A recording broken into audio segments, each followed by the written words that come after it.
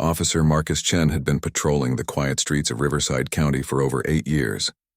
At 34, he was known throughout the community as the kind of police officer who would stop to help an elderly person cross the street or spend extra time talking to worried parents about their teenagers' whereabouts. His colleagues respected him, and the residents felt safer knowing Marcus was watching over their neighborhoods. On that particular Friday evening in late October, Marcus was finishing his shift when he received a call about a disturbance at Murphy's Tavern, a small bar on the edge of town. The establishment had a reputation for being rowdy on weekends, but nothing too serious ever happened there. Marcus had handled dozens of similar calls over the years, usually just drunk patrons who needed to be escorted home or separated from minor arguments. As he pulled into the parking lot, Marcus noticed the usual crowd of motorcycles and pickup trucks. The neon beer signs flickered in the windows, and he could hear loud music and laughter coming from inside. He adjusted his radio and walked toward the entrance, expecting nothing more than a routine intervention. Inside Murphy's Tavern, the atmosphere was thick with cigarette smoke and the smell of stale beer. About 20 patrons were scattered around the dimly lit space, some playing pool, others clustered around the bar. Marcus scanned the room and approached the bartender, a heavy-set man named Joe who had been working there for over a decade. Joe wiped his hands on a dirty towel and leaned across the bar to speak with Marcus. He explained that 2 customers had been arguing loudly about a football game, and their disagreement had escalated to the point where other patrons were getting uncomfortable. Marcus nodded and asked Joe to point out the individuals involved. The 2 men were sitting at opposite ends of the bar now, both nursing their drinks and shooting angry glances at each other. Marcus recognized one of them as Danny Morrison, a local mechanic who had a history of minor infractions but was generally harmless when sober. The other man was unfamiliar to Marcus, a tall stranger wearing a leather jacket and boots. Marcus approached Danny first, speaking in his usual calm and professional manner. Danny was clearly intoxicated but cooperative, agreeing to call it a night and head home. Marcus helped him to his feet and walked him outside, making sure he had a safe way to get home. Danny's brother arrived within minutes to pick him up, and Marcus watched as they drove away. When Marcus returned to the tavern to speak with the second man, he found the stranger had moved to a corner booth and was sitting with a woman who appeared to be in her 30s. She had short blonde hair and was wearing a denim jacket. Marcus introduced himself and asked about the earlier disagreement. The man, who gave his name as Rick, claimed the argument was just a misunderstanding and that everything was fine now. The woman, who introduced herself as Sarah, smiled warmly at Marcus and offered to buy him a coffee since his shift was almost over. She seemed friendly and apologetic about the trouble. Marcus politely declined the coffee offer, as department policy prohibited officers from accepting drinks or food while on duty. However, Sarah was persistent and charming, explaining that she felt terrible about the disturbance and just wanted to make amends. She suggested that Marcus could at least sit with them for a few minutes to make sure there would be no more problems. Against his better judgment, Marcus agreed to stay for a brief conversation. Sarah flagged down the bartender and ordered a cup of coffee, which she placed in front of Marcus. She began talking about how much she appreciated police officers and how difficult their job must be. Rick remained quiet, occasionally nodding in agreement. As they talked, Marcus found himself feeling unusually relaxed. Sarah was an engaging conversationalist, asking thoughtful questions about his work and sharing stories about her own job as a traveling nurse. She mentioned that she and her twin sister Emma had recently moved to the area and were still getting to know the community.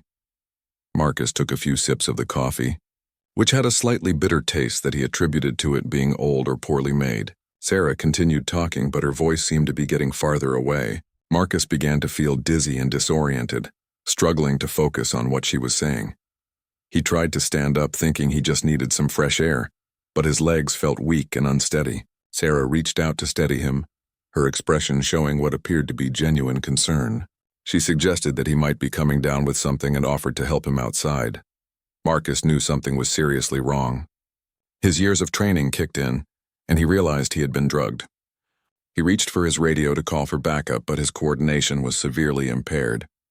Rick moved quickly to his other side, and together he and Sarah helped Marcus toward the back exit of the tavern. The last thing Marcus remembered clearly was the cold night air hitting his face as they led him outside. His vision was blurring and he could barely keep his eyes open. He tried to resist, but his body wasn't responding to his commands. He heard Sarah's voice, but the words seemed jumbled and distant. Marcus woke up several hours later in complete darkness. His head was pounding, and his mouth felt like cotton. As his eyes adjusted, he realized he was lying on cold, hard ground in what appeared to be a wooded area. His uniform was dirty and torn, and his service weapon, radio, and other equipment were missing. He struggled to sit up, his body aching and his mind still foggy from whatever substance had been put in his coffee. The sounds of the forest surrounded him, crickets chirping, leaves rustling in the wind. He had no idea where he was or how long he had been unconscious. Marcus tried to stand but fell back down, his legs still unsteady. He reached into his pockets, hoping to find his cell phone, but everything was gone. His wallet, keys, and badge had all been taken. The gravity of his situation began to sink in as he realized he was completely alone and vulnerable in an unknown location. As he sat there trying to clear his head and formulate a plan, Marcus heard a sound that made his blood run cold. Footsteps were approaching through the underbrush, slow and deliberate. In his weakened state, he had no way to defend himself or escape. He held his breath and listened, hoping whoever was coming would pass by without noticing him. The footsteps stopped just a few feet away from where Marcus was hiding behind a fallen log. He could hear heavy breathing and the sound of something being dragged across the forest floor. Marcus closed his eyes and tried to remain perfectly still, praying that his nightmare was not about to get worse. The footsteps moved past Marcus without stopping, and he let out a silent breath of relief. He waited several more minutes before carefully lifting his head to look around. The forest was dense with tall pine trees and thick underbrush. A pale moon provided just enough light for him to make out basic shapes and shadows. Marcus forced himself to his feet, using a nearby tree for support. His head still felt heavy, but his thinking was becoming clearer. He needed to find help, but first he had to figure out which direction would lead him back to civilization. The drug in his system made it difficult to concentrate, but his police training told him to stay calm and assess his situation methodically. He could hear the faint sound of running water somewhere to his left, which meant there might be a creek or stream nearby. Following water sources often led to roads or settlements, so Marcus decided to head in that direction. Each step was challenging, as the forest floor was covered with fallen branches and uneven terrain. Meanwhile, about 3 miles away in a small cabin nestled deep in the woods, twin sisters Emma and Sarah Collins were having a heated argument. The two women looked almost identical, both with shoulder-length blonde hair and green eyes, but their personalities could not have been more different. Emma paced back and forth across the small living room, her hands shaking with anger and fear. She had always been the more cautious and moral of the two sisters, often serving as Sarah's conscience when her twin schemes went too far. Tonight was no exception. Sarah sat calmly at the kitchen table, counting a stack of cash and examining Marcus's police badge and service weapon. Her expression showed no remorse, only satisfaction at a job well done. She had been planning this particular score for weeks, studying Marcus's patrol routes and habits. Emma stopped pacing and faced her sister directly. She demanded to know what Sarah had done with the police officer and why she had felt the need to drug him in the first place. Sarah looked up from the money with a cold smile and explained that Marcus had simply been in the wrong place at the wrong time. The truth was that Sarah and Rick had been running a sophisticated robbery operation, targeting law enforcement officers and security guards to steal their equipment and sell it on the black market. Police radios, weapons, and badges brought high prices from criminals who wanted to impersonate officers for their own illegal activities. Emma felt sick to her stomach as Sarah described how they had lured Marcus into the trap at Murphy's Tavern. She had never agreed to be part of anything that involved hurting innocent people, especially police officers who were just trying to do their jobs. Sarah reminded her that they both needed the money and that no one had been seriously harmed, but Emma knew better. She had watched Sarah become increasingly reckless and dangerous over the past few months. What had started as small-time cons and petty theft had escalated into something much more serious. Emma feared that her sister was losing touch with right and wrong entirely. Sarah counted out Emma's share of the money and slid it across the table, but Emma pushed it back. She told her sister that she wanted no part of this particular crime and demanded to know exactly where Marcus had been left. Sarah's expression hardened as she realized Emma was not going to be cooperative this time. The argument between the sisters grew more intense, as Emma threatened to turn Sarah in to the authorities. Sarah laughed and reminded Emma that she was already an accessory to numerous crimes and would face serious jail time if she went to the police. Emma felt trapped, knowing her sister was right but unable to live with the guilt of what they had done. Outside the cabin, unbeknownst to either sister, a small mixed-breed dog had been following an interesting scent trail for the past hour. The dog, a scrappy little terrier mix named Buddy, belonged to an elderly man who lived about a mile deeper in the woods. Buddy had a habit of wandering off on his own adventures, much to his owner's dismay. Buddy was an intelligent and curious animal who had been trained as a therapy dog before retiring to live quietly in the forest with his owner. He possessed an unusual ability to sense when people were in distress or danger, a skill that had served him well during his working years at the local hospital. As Buddy continued following the scent, he came across Marcus stumbling through the underbrush. The dog immediately recognized that this human was in serious trouble. Marcus was disoriented, injured, and clearly lost. Buddy approached cautiously, not wanting to startle the man but determined to help. Marcus initially tried to shoo the dog away, concerned that a stray animal might attract unwanted attention to his location. But Buddy was persistent, circling around Marcus and barking softly. The dog's behavior reminded Marcus of the search and rescue dogs he had worked with during his training years ago. It became clear to Marcus that the dog was trying to communicate something important. Buddy would take a few steps in a particular direction, then look back at Marcus and wag his tail encouragingly. Marcus decided he had little choice but to trust the animal, as he was making no progress on his own. Following Buddy through the forest was slow going, but Marcus felt more confident with the dog as his guide. Buddy seemed to know exactly where he was going, navigating around obstacles and choosing paths that were easier for Marcus to manage in his weakened condition. Back at the cabin, the argument between Emma and Sarah had reached a breaking point. Emma grabbed her jacket and announced that she was going to find the police officer and help him, regardless of the consequences.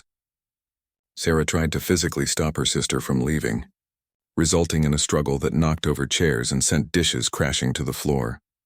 Emma broke free from Sarah's grasp and ran out the front door into the night. Sarah chased after her, shouting threats and demands for Emma to come back. The noise of their fight echoed through the quiet forest, carrying much farther than either sister realized. Buddy's ears perked up at the sound of the distant commotion. The dog looked back at Marcus and then toward the direction of the cabin, clearly torn between helping Marcus and investigating the source of the disturbance. Marcus urged Buddy to continue leading him away from whatever was happening, not wanting to encounter whoever had been responsible for his current situation. But Buddy had other ideas. The dog's training told him that multiple people might need help, and he was determined to investigate. He began leading Marcus toward the cabin rather than away from it, despite Marcus's attempts to guide him in the opposite direction. As they got closer to the source of the noise, Marcus could hear voices arguing in the distance. His police instincts kicked in, overriding his physical discomfort.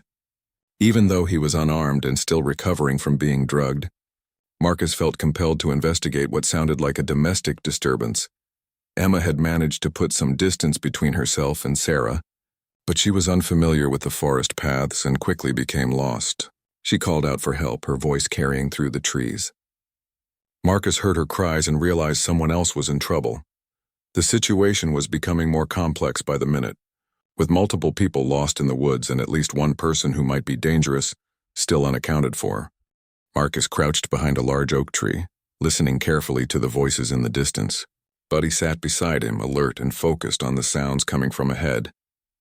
Despite his weakened condition, Marcus's police training helped him analyze the situation. He could distinguish between two different female voices, one sounding panicked and the other angry. The panicked voice belonged to Emma, who was calling for help as she stumbled through the unfamiliar forest. She had never spent much time in wooded areas and was completely disoriented in the darkness. Branches caught at her clothing, and she stumbled over roots and fallen logs. Her fear was not just about being lost, but about what her sister might do if she caught up with her. Emma's childhood had been difficult, with their parents often absent and Sarah taking charge as the more dominant twin. Over the years, Sarah had convinced Emma to participate in various schemes, always promising they would stop after just one more job. Emma had gone along with it partly out of loyalty and partly out of fear of being abandoned by the only family she had left. But tonight was different. Seeing Marcus lying unconscious and helpless had awakened something in Emma that she could no longer ignore. She realized that her sister had crossed a line that could never be uncrossed. A police officer could have been seriously injured or even killed because of their actions. Sarah was still pursuing Emma through the forest, but her anger was mixed with genuine panic. Without Emma's cooperation, Sarah would have no one to blame if things went wrong. She had always relied on her twin to provide alibis and help clean up messes when her plans backfired. Sarah's path through the forest was more confident than Emma's, as she had spent weeks scouting the area around the cabin. She knew these woods well and understood that Emma would not be able to hide from her for long. Sarah's main concern was getting Emma back to the cabin before she did something that would destroy them both. Meanwhile, Marcus was trying to decide whether he should attempt to help the distressed person or continue trying to find his way back to safety. His duty as a police officer told him to investigate and assist, but his current physical condition made him vulnerable. Without his weapon or radio, he would be at a serious disadvantage if he encountered the people who had drugged him. Buddy seemed to sense Marcus's internal conflict. The dog moved closer to Marcus and placed his head against the officer's leg, a gesture that somehow conveyed both comfort and encouragement. Marcus looked down at the small animal and made his decision. He would try to help whoever was in distress regardless of the personal risk. Moving as quietly as possible, Marcus followed Buddy deeper into the forest toward the source of the voices. The dog seemed to understand the need for stealth, padding silently through the underbrush and pausing frequently to listen. Marcus was impressed by the animal's intelligence and training. As they got closer, Marcus could make out more details of the conversation. One woman was pleading with another to stop and return to some kind of cabin. The second woman was demanding that the first come back immediately and stop being foolish. The tone of the second voice was threatening and controlling. Emma had found a small clearing where moonlight filtered through the trees, giving her a better view of her surroundings. She was exhausted from running and stumbling through the forest, and her initial burst of adrenaline was wearing off. She knew Sarah would find her eventually, and she began to wonder if she had made a terrible mistake by running away. But as Emma caught her breath, she thought about Marcus again. Somewhere out in these woods, a man was lost and possibly injured because of what she and Sarah had done. Even if helping him meant facing serious legal consequences, Emma knew she could not live with herself if she did nothing. Emma called out into the darkness, hoping that Marcus might be able to hear her. She shouted that she was sorry, and that she wanted to help him find his way back to safety. Her voice carried clearly through the still night air, reaching both Marcus and Sarah. Marcus was startled to hear his name being called by an unfamiliar woman. He realized that this person must be connected to what had happened at Murphy's Tavern. His first instinct was to remain hidden and observe, but the woman's tone sounded genuinely remorseful and concerned for his welfare. Sarah heard Emma's calls as well and became furious. Her sister was not only refusing to cooperate, but now she was actively trying to sabotage their escape. Sarah picked up her pace, crashing through the underbrush without concern for stealth. She had to reach Emma before the situation got completely out of control. Buddy's behavior changed as Sarah approached the clearing. The dog's hackles rose and he began to growl softly. Marcus understood that Buddy sensed danger from this new person. He placed a calming hand on the dog's back and whispered for him to stay quiet. Emma saw her sister emerge from the trees and immediately knew she was in serious trouble.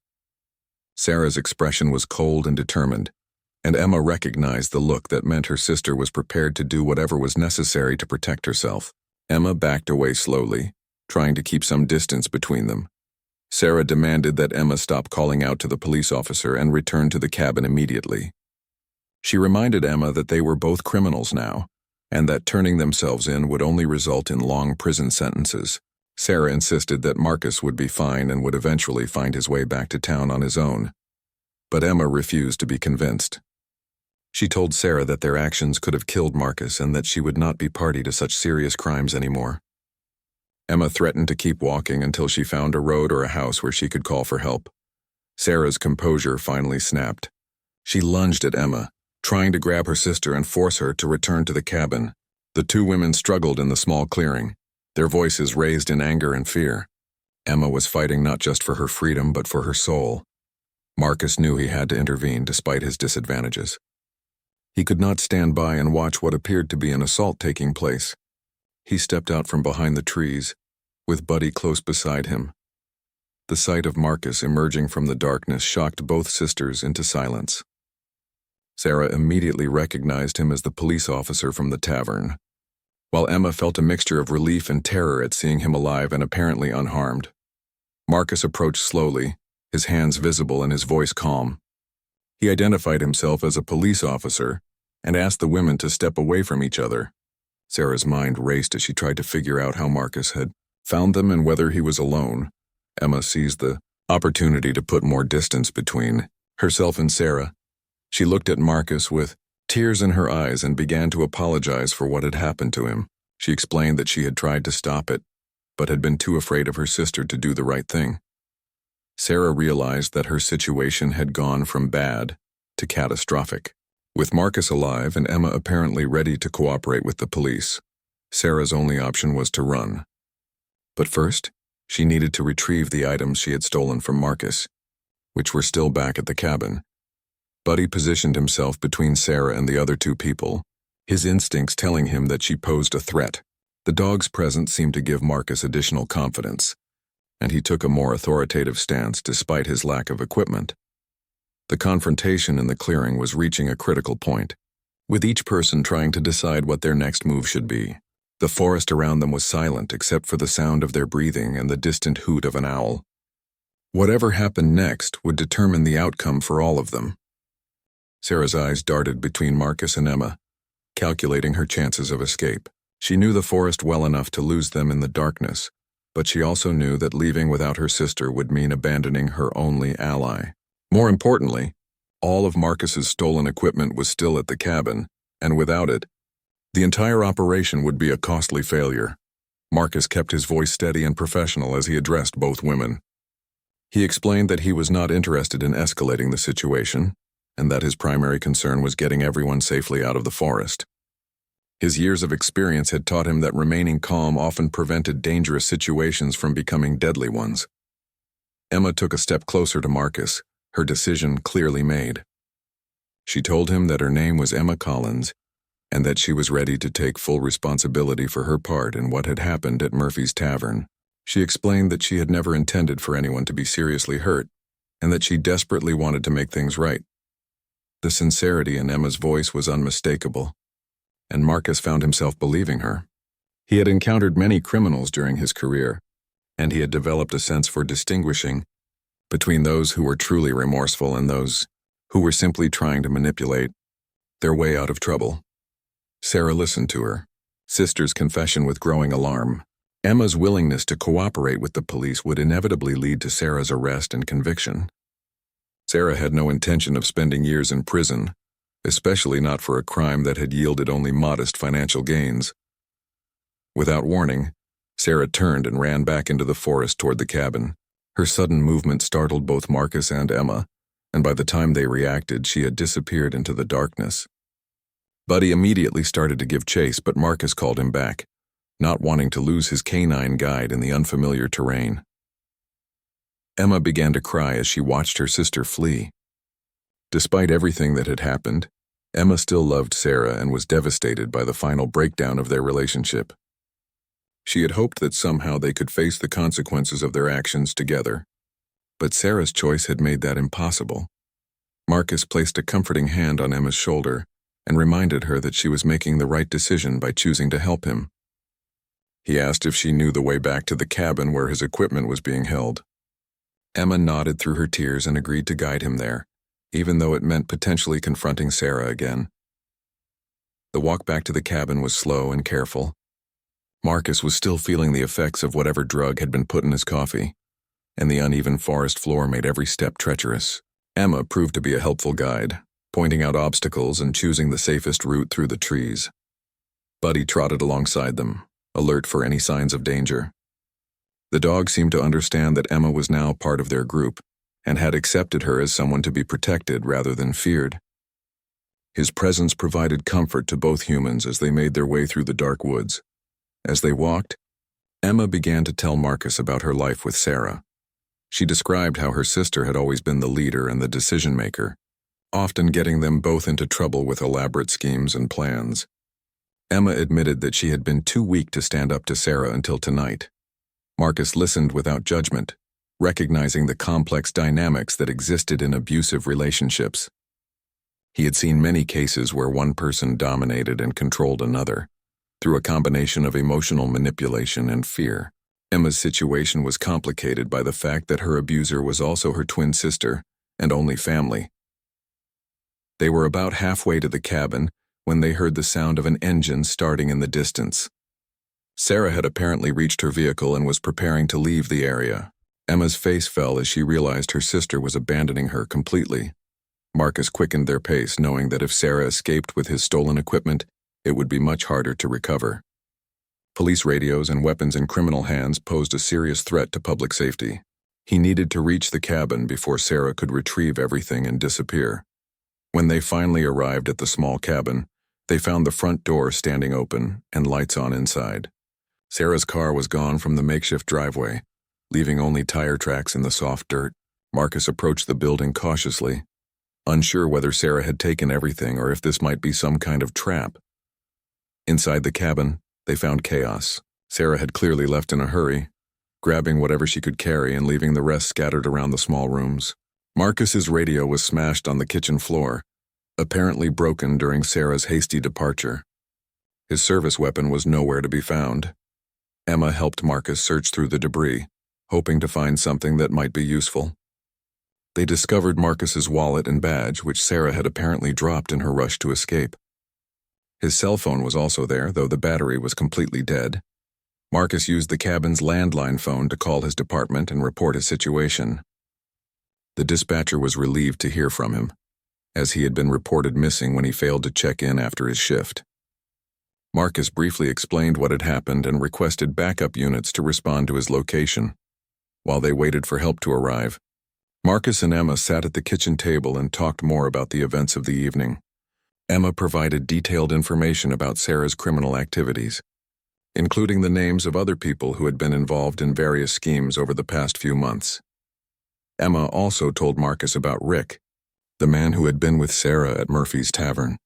She explained that Rick was Sarah's boyfriend and partner in crime, and that he had probably been the one to help transport Marcus to the forest after he was drugged. This information would be crucial for the investigation that would surely follow. Buddy had made himself comfortable on the cabin's small couch, apparently exhausted from the night's adventures. Marcus was grateful for the dog's help and wondered who his owner might be. Emma mentioned that she had seen the dog around the area before and thought he might belong to an elderly man who lived deeper in the woods. As they waited, Emma asked Marcus what would happen to her when the police arrived. She knew she would be arrested, but she was unclear about what charges she might face and how long she might spend in prison. Marcus explained that her cooperation would be taken into account, but that he could not make any promises about the outcome of her case. Emma nodded, accepting that she would have to face the consequences of her choices. She said that for the first time in years she felt like she was doing something truly right, regardless of the personal cost. The weight of guilt she had been carrying was finally beginning to lift. About 30 minutes later, they heard the sound of approaching vehicles. Multiple police cars were making their way up the rough forest road to the cabin, their headlights cutting through the darkness. Marcus felt a wave of relief as he realized his ordeal was finally coming to an end. The first officers through the door were Marcus's colleagues from his own precinct, men and women who had been worried sick about his disappearance. There were emotional reunions and expressions of gratitude that Marcus was safe and relatively unharmed. Emma surrendered herself without resistance, cooperating fully as she was read her rights and placed under arrest. She looked back at Marcus as she was led to one of the police cars, mouthing the words "thank you" for treating her with dignity and respect, despite what she had done to him. As the police processed the crime scene and took statements, Marcus sat on the cabin's front porch with Buddy beside him. The dog had become his unlikely companion through one of the most challenging nights of his career. Marcus knew he would never forget the small animal who had appeared when he needed help the most. The next morning, Marcus found himself in the hospital being examined by doctors who wanted to determine exactly what substance had been used to drug him. Blood tests would reveal the specific cocktail of sedatives that Sarah had slipped into his coffee, information that would be crucial for the prosecution's case against her and Rick. While Marcus was being treated, Detective Lisa Rodriguez was leading the investigation into his assault and kidnapping. She had worked with Marcus for several years and was determined to bring everyone involved in the crime to justice. The search for Sarah Collins and Rick had become a multi-state manhunt. Emma Collins was being held at the county jail, where she had spent a sleepless night thinking about the choices that had led her to this point. She had requested to speak with Detective Rodriguez and was prepared to provide detailed information about Sarah's criminal network and their methods of operation. During her interview with Detective Rodriguez, Emma revealed that Sarah had been planning to target law enforcement officers for months. She described how Sarah had researched different police officers' routines and identified Marcus as an ideal victim because of his reputation for being helpful and approachable. Emma also provided crucial information about Rick's role in the operation. She explained that Rick was not just Sarah's boyfriend, but also her primary source for finding buyers for stolen police equipment. Rick had connections with various criminal organizations who paid top dollar for authentic law enforcement gear. The information Emma provided led Detective Rodriguez to several other victims who had not reported their experiences to police. These included a security guard who had been drugged at a different bar 3 weeks earlier, and a retired police officer who had been approached by Sarah using a similar method but had become suspicious before anything could happen to him. Meanwhile, Marcus was released from the hospital with instructions to rest and recover from his ordeal. His captain had placed him on administrative leave to allow him time to physically and emotionally process what had happened. Marcus appreciated the support but was eager to return to work and help with the investigation. Back at the cabin in the woods, crime scene technicians were processing evidence that would help build the case against Sarah and Rick. They found fingerprints, DNA samples, and various personal items that connected both suspects to the location. They also discovered a notebook containing detailed information about potential targets and planned crimes. But the most important discovery came when one of the technicians was examining the area around the cabin more thoroughly. About 50 yards behind the building, hidden under a pile of leaves and branches, they found Marcus's service weapon along with equipment stolen from other victims. The recovery of the stolen items was significant, not just as evidence, but also for public safety. Marcus's weapon was loaded and could have been used in other crimes if it had remained in criminal hands. The fact that Sarah had hidden the items rather than taking them suggested she might have been planning to return for them later. As the investigation continued, authorities received a break in the case when Rick was spotted at a truck stop in a neighboring state.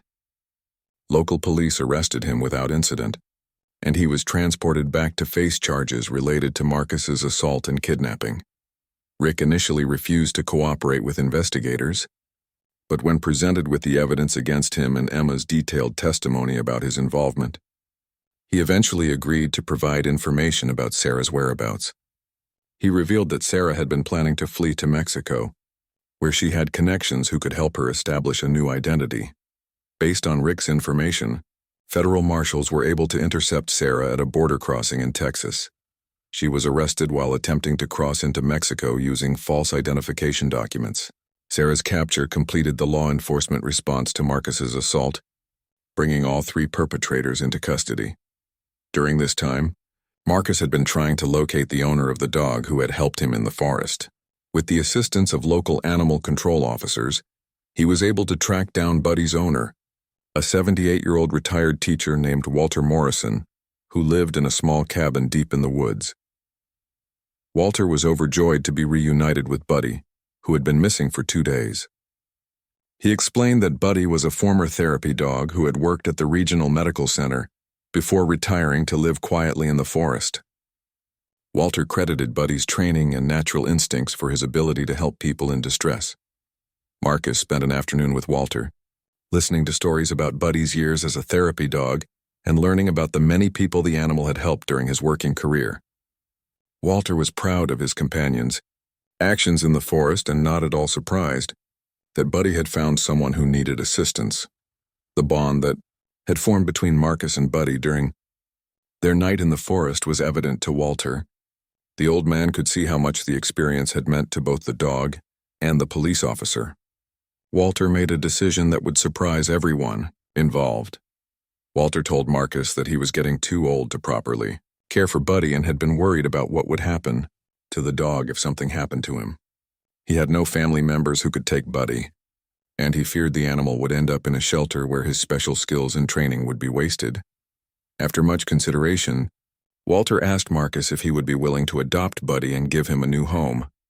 Walter felt that Marcus would appreciate Buddy's abilities and provide him with the kind of life he deserved. Marcus was deeply moved by the offer and readily agreed to become Buddy's new owner. The adoption process was completed with the help of local animal welfare officials, who were impressed by the story of how Buddy had helped save Marcus in the forest. The media had picked up on the story, and Buddy was being hailed as a hero dog who had gone above and beyond to help someone in need. As Emma's case moved through the legal system, her cooperation with investigators continued to pay dividends. Her detailed testimony helped prosecutors understand the full scope of Sarah's criminal enterprise and led to the recovery of additional stolen property from other victims. Emma's attorney worked to negotiate a plea agreement that would take into account her cooperation and genuine remorse for her actions. The prosecutor recognized that Emma had been manipulated by her sister for years, and that her decision to help Marcus represented a significant turning point in her life. Marcus found himself in the unusual position of advocating for leniency on behalf of someone who had participated in his assault. During victim impact statements, he spoke about Emma's courage in choosing to do the right thing despite the personal cost. He believed that her actions in the forest had prevented the situation from becoming much worse. The judge in Emma's case was moved by Marcus's testimony and impressed by Emma's continued cooperation with law enforcement. Emma was sentenced to 2 years in prison with the possibility of parole after 18 months, a much lighter sentence than she could have received if she had not cooperated. Before Emma was transferred to serve her sentence, she had one final meeting with Marcus. She thanked him for treating her with dignity and respect throughout the ordeal, and she promised to use her time in prison to get the education and counseling she needed to build a better life for herself.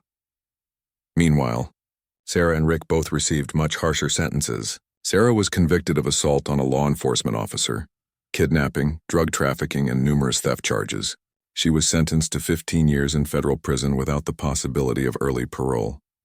Rick received a similar sentence, with additional charges related to his role in distributing stolen law enforcement equipment to criminal organizations.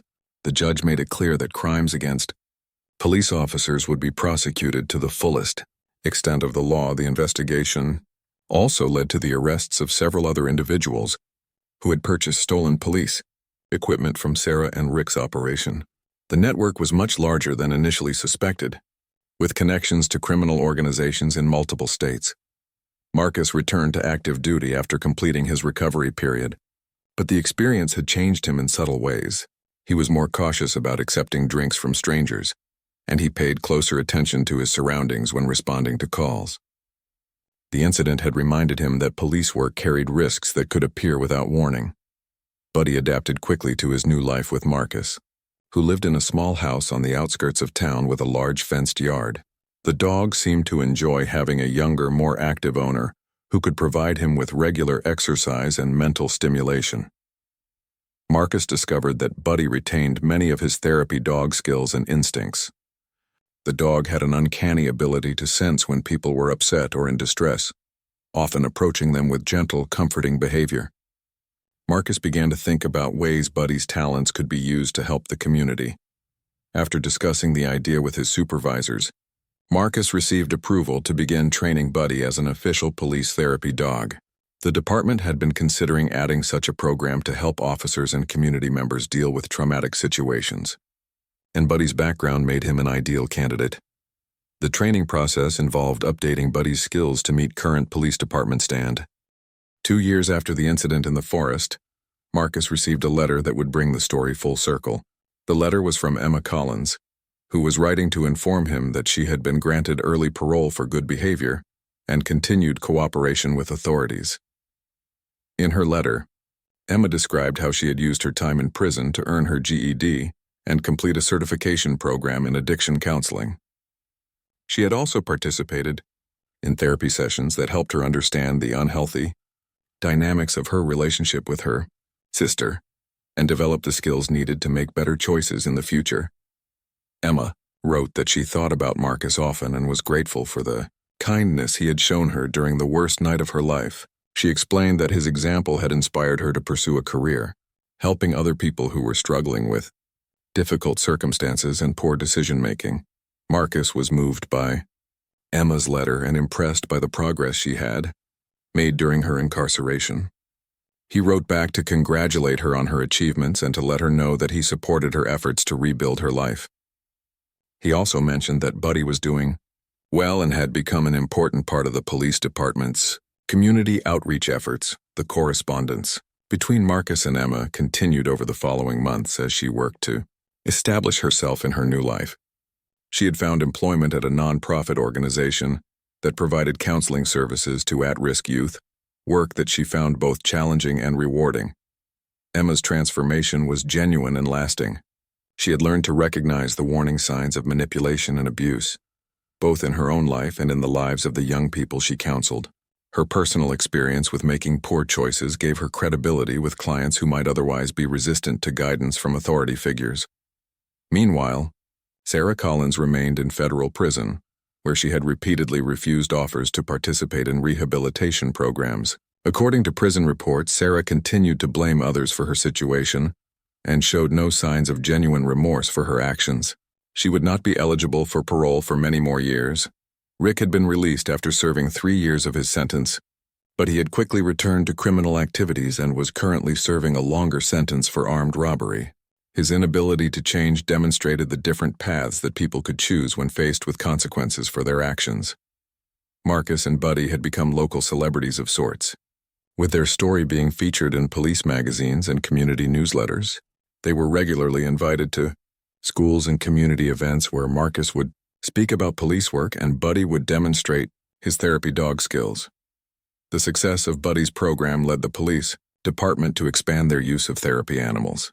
They recruited and trained 3 additional dogs to work with different officers, creating a comprehensive program that served both law enforcement personnel and community members. Walter Morrison, Buddy's original owner, had become a frequent visitor to Marcus's home and was delighted to see how well his former companion was thriving in his new role. Despite his advanced age, Walter remained sharp and active, often sharing stories about Buddy's early training and development. The relationship between Walter and Marcus had evolved into a genuine friendship, with the older man serving as something of a mentor to the police officer.